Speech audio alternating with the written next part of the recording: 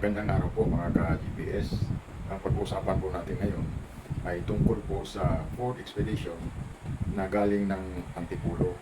2003 model po siya. Meron po siyang, sa kanyang dashboard, meron pong mababasa na kilometer to empty. Sabi ng may-ari, pagka full tank po, ang kaya niyang takbuhin ay 407 kilometer. Yan ang kayang takbuhin ng kanyang full tank. Panahon po ng COVID, nung pinakabitan niya ng fuel saver yung kanyang Ford Expedition. Pumunta po sila dito, silang asawa niya at saka yung anak niya. Noong year 2000 pa po yun. Ngayon, nung nakabitan po natin siya, hindi ko alam na ang 2003 model pala, merong kilometer to empty. Sinabi na lang niya doon sa kanyang testimonial na 407 km yung kanyang takbuhin ng kanyang full tank. Nakasulat po doon, kilometer to empty, pagka full tank, 407 km yung kaya niyang takbuhin. So nung nakabitan namin siya dito sa aking lugar,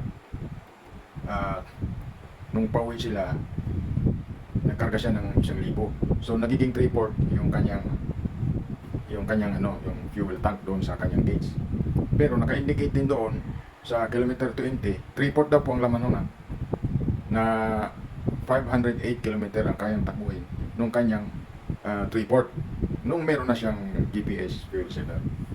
So ito, pinatunayan lang natin dito ayon sa kanyang testimonial na instant effective po ang GPS fuel saver. Hindi kagaya po nung mga una nating design na 4-inch diameter lang naman, kasi itong kinabit natin dito sa kanyang Ford Expedition is 6 inches diameter by 10 inches yung taas po niya. So ganun po ka-epektibo, basta match po yung size ng fuel saver doon sa makina. Kaya natuwa din ako sa resulta na naging instant effective po siya. Gaya nga nung kinuwento ko nung una na yung 4 inches diameter lang nakabit natin doon sa pinakaunang Ford Expedition na kinabitan natin ng GPS fuel saver, na umabot ng 25 days bago nag-take effect yung fuel saver. Pero mula nung nag-epekto naman siya, tuwa naman ang may-ari dahil niyaya niya ng Vigan, Ilocos from Cavite. Dati daw ang takbo niya, magastos siya nung hindi pa malikot ang presyo ng gasolina, 12,000 pesos. Yung one way lang po yun, from Cavite hanggang doon sa Vigan. Nung nagkaroon siya ng fuel saver, bumiyahe siya ng December 23. Alam naman natin na pagka ganun ng panahon, ma-traffic. So nung nauna daw, tumakbo siya ng yung 12,000 pesos ang gasolina niya. Before yon, wala pang fuel saver. 12 hours nila raw tinakbo, 12,000 pesos din yung kanyang gasolina.